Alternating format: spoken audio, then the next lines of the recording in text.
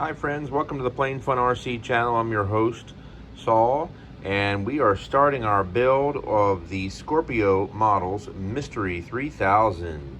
Let me go ahead and show you something I just absolutely love. I touched on it briefly on the unboxing video, but this is just fantastic. This is not something you see all that often with many kits at all. Obviously, we have our instruction manual that I mentioned previously in the unboxing video, as you can see here. But what it also includes, and this is perfect probably for most of us who don't really want to read instructions, no matter whether we're assembling an IKEA chair or a model airplane. Look at this. It really provides a very detailed visual diagram of each step of the process, which I think is just fantastic.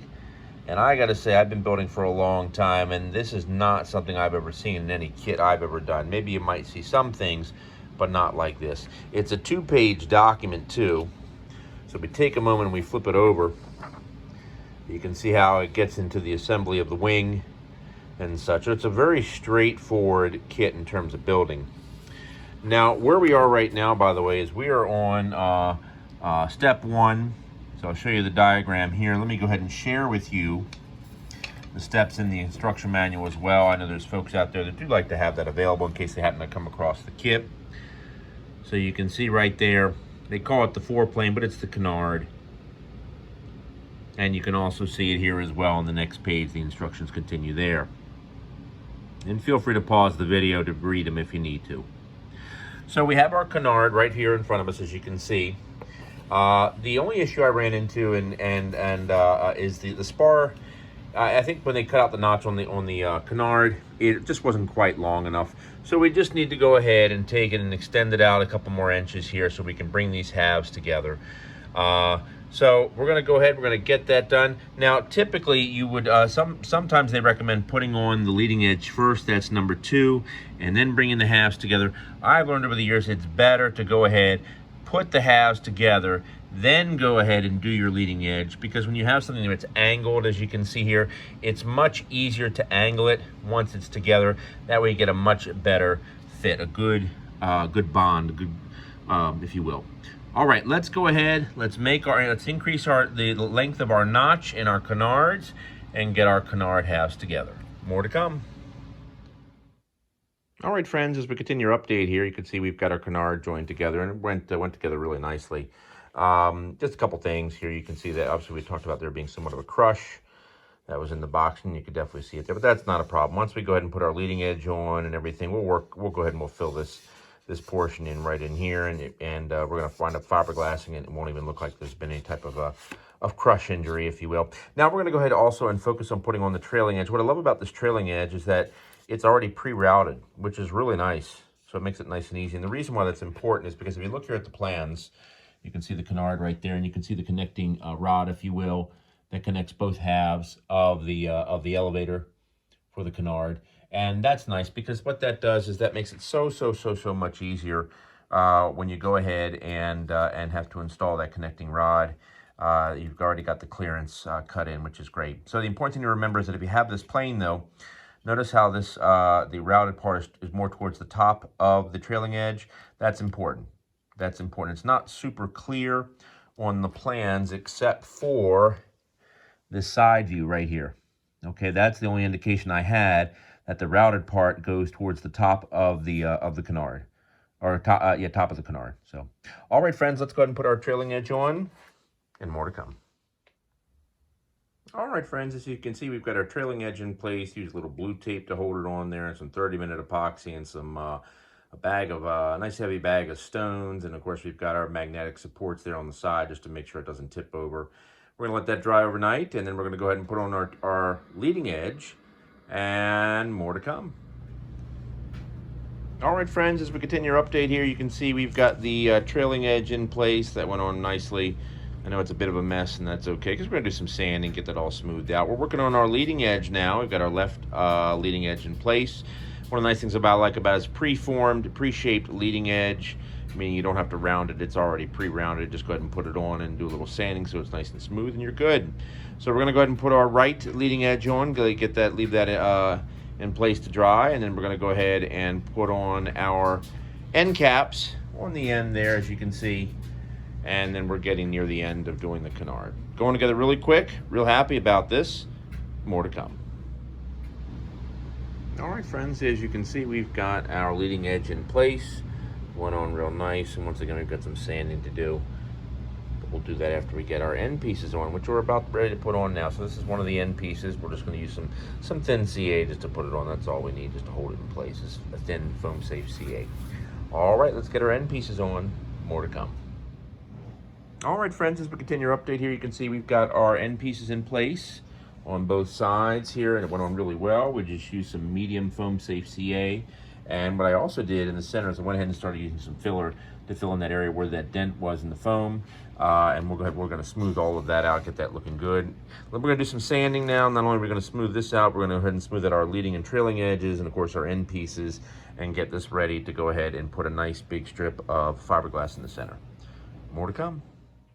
All right, friends, as we continue our update, we've got everything nicely sanded. Looks great. Everything, our trailing edge is nice and even. We've got our end pieces nice and rounded off, and they look great. And you can see where our crush has been filled in, and that looks nice and even on both sides. Just came out really well. Real happy with it. All right, so let's show you where we are in terms of building. Right now, we're just looking at our visual diagram. You can see that we've just gone ahead when we have finished up this step. Now we're going to go ahead and move on, focus on the actual elevators in this midsection. This is the connecting rod here for the elevators, as you can see. So that's where we're at right now. Once we get that done, then we'll go ahead. Once we get that centerpiece in place, then we'll go ahead and we'll put some fiberglass over top of the top and bottom of the joining pieces of the canard. All right, friends, more to come. All right, friends, as we continue our update, a couple things. Well, when you're looking at the diagram here, it looks like that there's this tapered piece supposed to be in the center. It's actually not a tapered piece. It's a squared off piece here. It's already been routed out with a groove to accommodate this rod here. As you can see, let me show you from the side. You can see the routed part right in there, just a little bit in the actual wood. Anyway, so that's going to go on the trailing edge back here. And it's really nice that they pre-routed this. It sure does make things a hell of a lot easier. Now, over here, what we had to do is we did have to drill a hole to accommodate the connecting rod, as you can see here, okay? Now, the hole is 28 millimeters from the inboard right here. This is the inboard portion of the elevator. So just keep that in mind if you're trying to determine where it needs to go. Now, also notice, too, from the side, you can see our leading edge is shaped. Notice how this is the furthermost point is the hinge point, and that's what you want to make sure you're drilling into. So we're going to go ahead, we're going to get this attached to the back of the canard, and then we'll go ahead. We do have to route out a little bit here, this portion to accommodate the connecting rod, which we'll do that in a little bit. So let's go ahead and get this attached. Okay. Oh, by the way, when you're gluing this in, it's a good idea to actually glue the plastic piece onto the back first, and then glue this piece of wood onto the back of the canard. All right, more to come. All right, friends, as we continue our update, you can see we've got quite a bit done here. We went ahead and, of course, we got our block put in place, so that way the connecting rod could be held in place. We went ahead and we also trimmed off the portion here and here, as you can see on the plans. This is the elevator right here, and this portion is actually removed. Corner piece. We also went ahead and mounted our hinge point hinges. Now I'm using Robart hinge point hinges. Here's the size right here. You can see it comes in different sizes. This is their smaller one, and they do have, of course, their larger one here as well. And they're wonderful hinges, very strong. They go on really well. You can use epoxy. Gorilla Glue even works the best. And you can they also sell a drill guide. You have one. It includes a small hole and a larger hole, depending upon the size of the actual hinge point hinge. And that works really well. Now, very important. Let me show you a diagram on the plans, if I may. Now, for those of us that have hinged a surface before, usually you know that you would be going directly on the center line of the trailing edge and the center line of whatever control surface, in this case, the elevator. However, very important, notice because of the shape of the leading edge here of the elevator, notice how it is not dead center. It is angled up like this, and a much smaller portion is angled back at the top. Therefore, that shifts the center line up.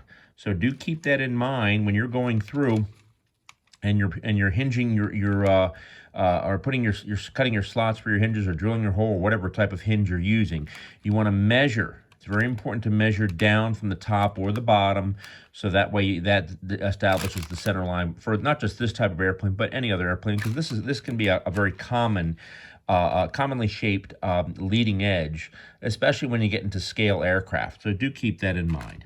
Anyway, we've gone ahead. We've got the elevators work great, nice and smooth. And one of the other things that we need to do next is we just need to go ahead, as you can see here. Let me flip this over. We've got to trim off the excess elevator, you can see, so it matches the tip, as you can see back there. And then after that, we'll slap on our fiberglass, and basically she's done until it's time to cover and then permanently attach her. All right, let's go ahead and keep on keeping on, and more to come. All right, friends, as we continue our update here, we're about ready to put on the fiberglass. Let's talk about what you're seeing here. First and foremost, we've got some blue tape covering the areas where we don't want any epoxy to go to. Now, I learned from doing the long easy, that is probably the best thing you can do, because it takes away a lot of the excess epoxy. You know, you want to keep your weight down overall on the plane as much as possible. Let me explain what you would normally do. So you would go ahead, you might put on, say, for example, a little bit of spray adhesive, just a very, very light mist, just enough to go ahead and tack the fiberglass in place, so that way when you're brushing on the epoxy, the fiberglass doesn't move around. Now, I'm going to do something just a little bit different, though. We're going to use some good old-fashioned glue stick, just a very, very light, thin layer, just enough to hold the glass in place, so that way as I'm brushing on the epoxy, it doesn't move. So the same thing as the spray adhesive, just something a little simpler. So let's give it a shot and see how it works out. More to come. All right, friends, we put our glue stick on. We just laid our fiberglass down before we put on the epoxy. And I got to be honest with you, that glue stick idea worked extremely well. I mean, if not better than the spray adhesive that I've used in the past. So let's go ahead, let's get our epoxy in place, and more to come. All right, friends, as we continue our update here, you can see the fiberglass is in place. The epoxy has been brushed on, and it just worked out perfectly. I will tell you without a doubt, that glue stick worked perfect. It held the fiberglass in place without any problem whatsoever. It didn't slide at all the entire time. So I highly recommend that. It's a very non-toxic way of holding fiberglass in place. And as you can tell too, the blue tape that we put on both sides worked really well, kept a lot of the excess epoxy off of there. We're going to let this sit for a full 24 hours, then we're going to go ahead and flip it over to the top side, and then the canard is finished. More to come. All right, friends, as we continue update here on the canard, I thought I'd take a moment to do a little teaching about how to go about actually putting on fiberglass. Perhaps maybe there's folks out there that may not know how to do, may not know how to apply fiberglass to a wood surface, and I thought this might be a good demonstration. So right off the bat, you can see here we've got our blue tape here, just a big giant roll. What we're going to do is, you can see our lines. This is the width of the actual fiberglass you see here, and we're going to be putting some blue tape here and here to help it, so that way we don't get any excess epoxy on the areas of the wing that we don't need it on. So we're going to take a moment, we're going to tear off a nice piece.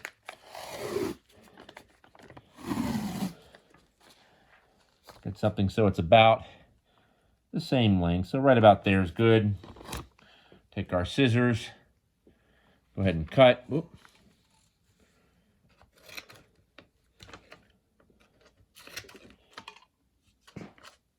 There we go. All right, and we're just going to simply put our blue tape there, right along the line.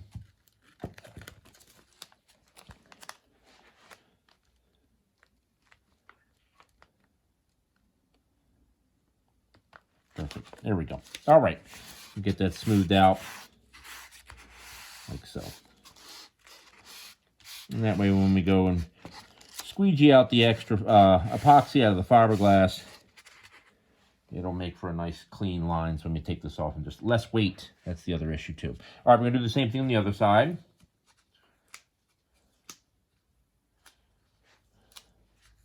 These big rolls you can get at Lowe's, by the way. Lowe's or Home Depot, they sell them. And blue tape is always wonderful.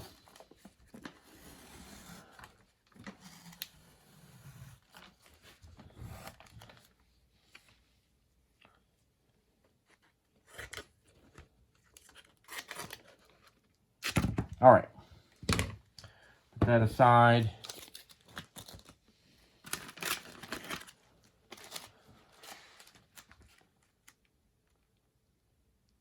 And we'll put that in place, like so. I'm sure there's probably videos of YouTube how to do this, but, you know, I thought, what the heck, let me go ahead and put this on, in case someone hasn't seen it. So, we did take our glue stick already. We went ahead. It's pretty straightforward. Like, again, you can use spray adhesive or the glue stick. Glue stick worked really well. Just went ahead, went across it like this. Make sure we got enough on there to help hold it in place. You're going over just the ears. You don't need a lot. Just a thin little layer is all you need. Now we're going to go ahead. We're going to take our fiberglass, and I'm using a medium 2-ounce fiberglass is what we're doing.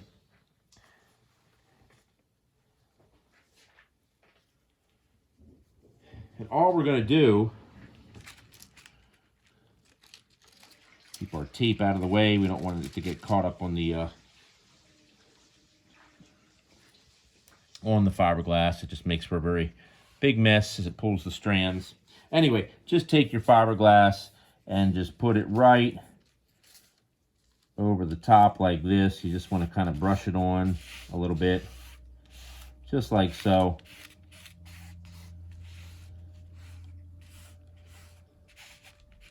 Now, you could put the fiberglass over top, draw the lines, make the cut, or you could put the adhesive down and put the fiberglass on. Either way, it doesn't really matter.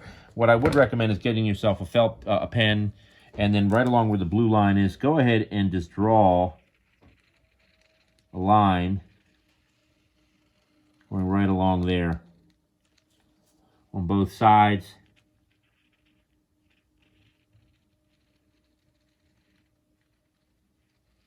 That way it makes it easier to know where you need to cut.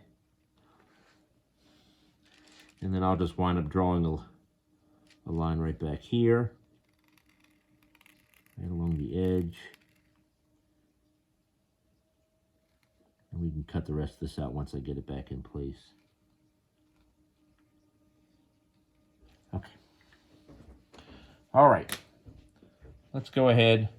Now, I will tell you that I'm a nurse, so I have these wonderful scissors, bandage scissors. They're the best for cutting fiberglass. Basically they cut all the strands. You know, when you're a nurse and you're trying to cut through bandages, you need something that's going to really cut clean and really just get through a number of layers. So even if you're using a heavy fiberglass, it does a beautiful job. All right, we're going to lift this up. And you can do one side at a time. You can just take the whole thing off. It doesn't really matter. I find it's a little easier just to go ahead and take it off. And the adhesive is still there, so you still have some time to put it back on. And then we're just going to go ahead and make the necessary cuts, as you can see.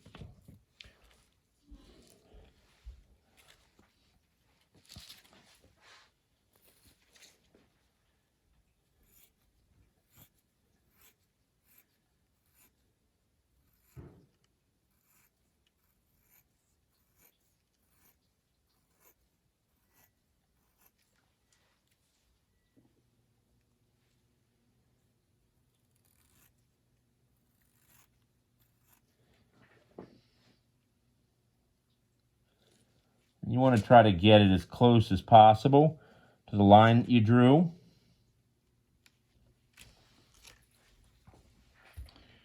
This way, when you put it back on, it goes on the exact way you want it to.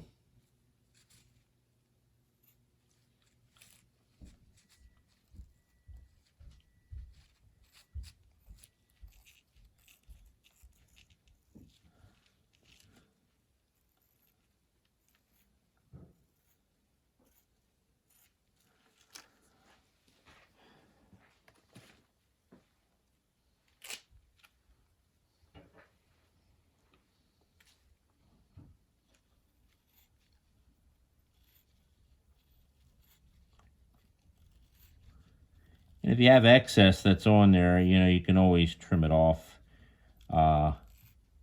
once it's back in place with just the glue stick, or even after you put on your epoxy. Some good canopy scissors. Good canopy scissors, which are available from Dubro and Dynamite, are readily available, and they do a beautiful job. All right, let's go ahead and get this in place, just like we did before. So it lines up with the blue tape. And I left a little extra on the front. In case I don't get an exact placement. There we go. And we want to make sure, too, that when you're putting it on, that it wraps around the leading edge as much as possible, as you can see here. That's important. Get all of the air pockets, bends, whatever. Get them out now while you've got this adhesive on, because it's a lot more difficult to get them out sometimes when you're putting on the actual epoxy. So just keep that in mind. There we go. Okay, so we've got our piece in place. Think of it like a sticker, by the way, when you're putting it on. You want to kind of push out from the center, and that's how we're smoothing everything out. There we go. Okay, that'll work great. All right, so let me take a moment. We're going to go ahead. We're going to mix up some epoxy. Now, we've got our, it's just some standard 30-minute epoxy picked up from the hardware store, nothing big. We want to go ahead and we're going to add a little bit of rubbing alcohol as well, 70% isopropyl rubbing alcohol, and I'll show you the consistency in just a second. All right, let me get this mixed up, and more to come. All right, friends, as we continue our update here, I'm putting the fiberglass on. Let me go ahead and show you. So we've got just our two-part epoxy in there, as you can see. We're just going to take just a little bit of rubbing alcohol. You only need a couple drops at a time. You can always add more. Okay, and we're just using some standard 70% isopropyl rubbing alcohol, as you can see here. And I'll show you how we can determine the consistency. Now, of course, there's professional grade. There's tons of different companies out there that's a professional grade epoxy that's used for putting on fiberglass. You can, get large vats of the stuff. So if you're using a larger, if you need a larger amount, you can do that. Now, this is a little thick. You can see how it drips down. That's a little too thick right there. We want something between soup and glue, or gloop. It's a gloop consistency. There you go. So just, if it's still too thick, just a couple drops of rubbing alcohol at a time. You don't need much. I don't have a lot in here because it's not a large surface. Make it too thick, too thin, you can always add more epoxy. But, if you just take your time with the rubbing alcohol, you'll get the right consistency. Give it a good mix, though. I wouldn't use anything less than 30 minutes in terms of time, especially if you have a large surface. If you have a large surface, you might want to consider going with something like an hour or 2 hours if you have a very large fiberglass in an entire airplane. But whether it's a small surface, still a little too thick, just a touch. If it's a small surface or large surface, the technique is the same.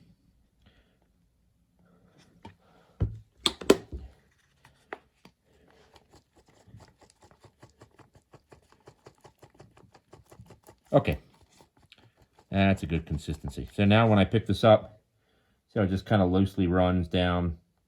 That's a good consistency right there. All right, so what we're going to do, some like to pour it on. I like to just brush it on. Makes it a little less messier. Let's set this aside. Oops. You don't need anything fancy. Inexpensive brushes are really well. They sell hobby brushes all the time. So notice how the epoxy is not translucent, but watch what happens as I go about brushing on the epoxy. And you've got enough on there when you can see it become translucent. As you can see right there, where it literally almost basically looks like it just disappears, and all you're left with is the wood. And don't be afraid to put on too much. It's okay, because what you're doing, you're going through, and you're going to wind up scraping off the excess.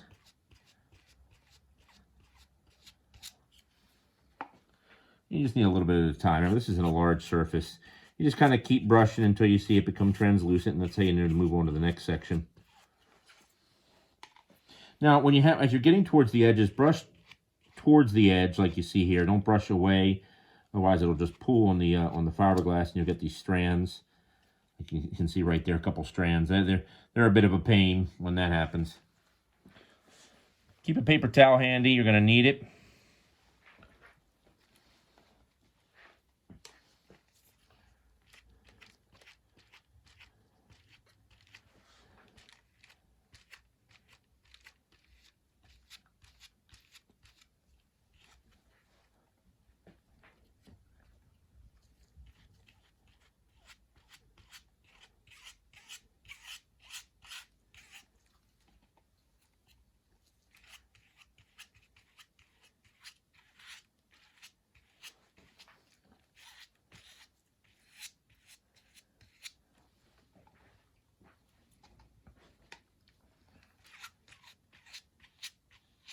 But you can see it just disappearing as we go along.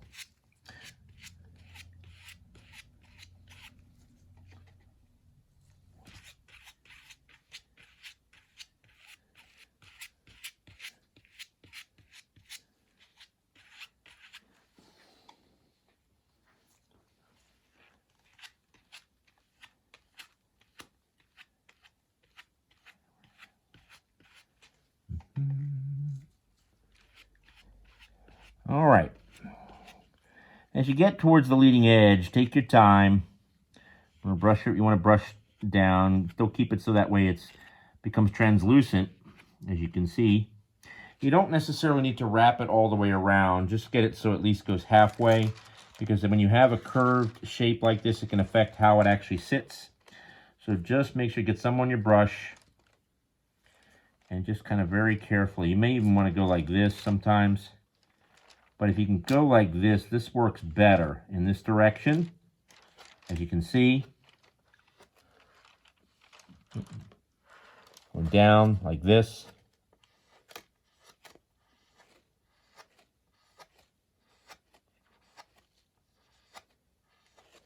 Now, I'm not too concerned about the excess that's there, because that can be removed. All right.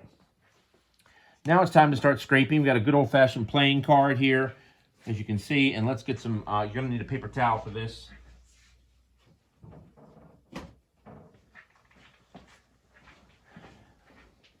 Now, you're going from the center out. Once again, think of it as a decal. So we're going to take our card going out, and then we're going to take off the excess. Going out. Take off the excess. Take off the excess.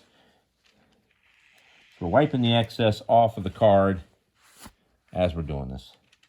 Playing cards are the best. They really are. I mean, you can get something a little fancier. There's lots of scrapes you can buy off of Amazon that also do the trick. All right, so we're going from the center out. There's not a lot on here, which is good. That's why when you brush it on, that's why I like brushing it on, because there's just that much less. And you only need it to go translucent. You don't need it to be caked on. Because weight matters when you're doing epoxy work on an RC airplane. Every ounce counts. Now, as you're doing this, take a step back. And what you're looking for, I don't know if I can see it and show you in the camera. Let me see if I can zoom in a little bit, give you an idea. So if you look carefully, you'll notice as we shift in the light, there are some areas like right there. Look on that part on the right. Notice how it looks like a little pool of epoxy. That's what you're looking for, and you want to scrape that away. You want to get that off of there. So once again, we go back to that area. You kind of have to shift around the light like I did in the camera. You go back to that area, and we're going to give a nice scrape right off of there.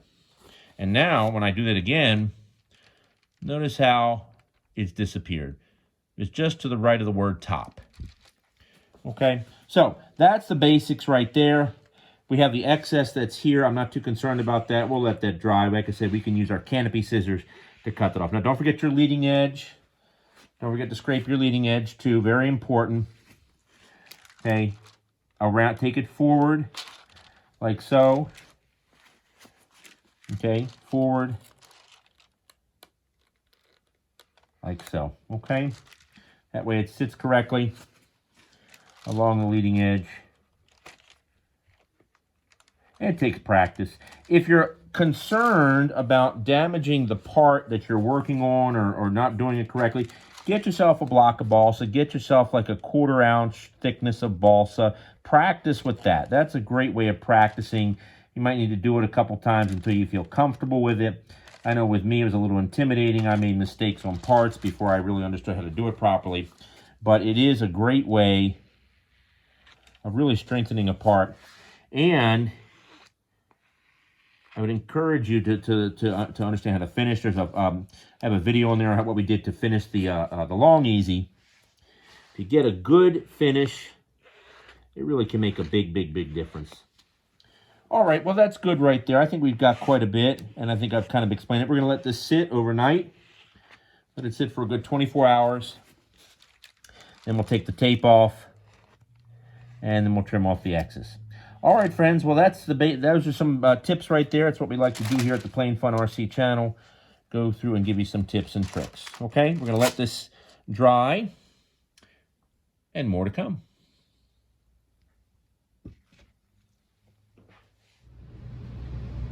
All right, friends, as you can see, our epoxy has dried, our fiberglass is in place, it's been trimmed.